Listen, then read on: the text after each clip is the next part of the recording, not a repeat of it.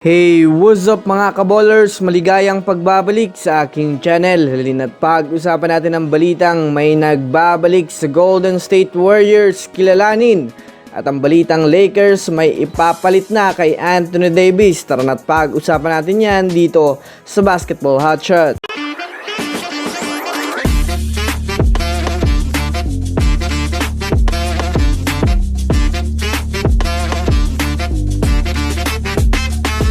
Una nga muna tayong dumako mga kaballers sa balita patungkol sa kupunan ng Los Angeles Lakers. Alam naman nga po natin mga kaballers na nagtamo itong si Anthony Davis ng nakaraan ng injury kontra sa Warriors. Kaya masasabi natin sa ngayon ay may malaking problema na naman sila pagdating sa big man dahil alam naman natin na napakalaki nga po ng pakinabang nito sa opensa at isa rin sa mga bumubuhat sa Lakers.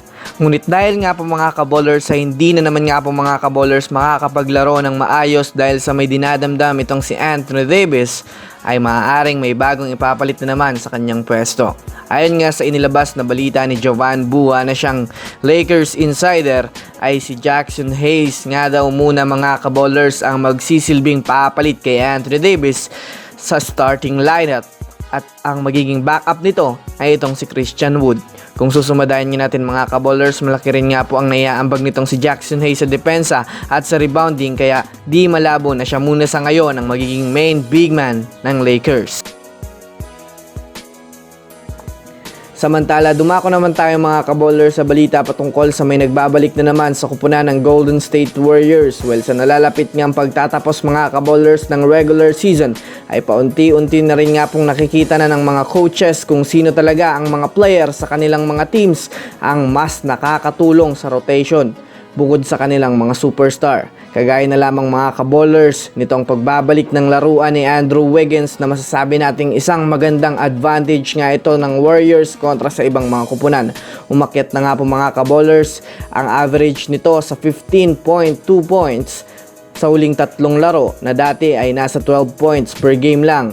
Ngunit hindi lang nga po mga kaballers sa opensa, bumabalik nga po ang laro ni Wiggins pati ang kanyang athleticism at kalakasan sa depensa at ang kumpiyansa ay nalunumbalik na rin.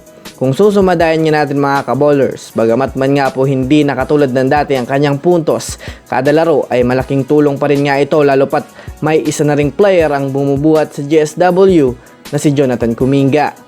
So that's it for today's video mga kaballers. Yan lang ang ating pag-uusapan sa ngayon. Pindutin ang subscribe and hit nyo na rin ang notification bell para sa mga susunod na updates sa mundo ng basketball. Again, this is Basketball Hotshots. Thanks for watching.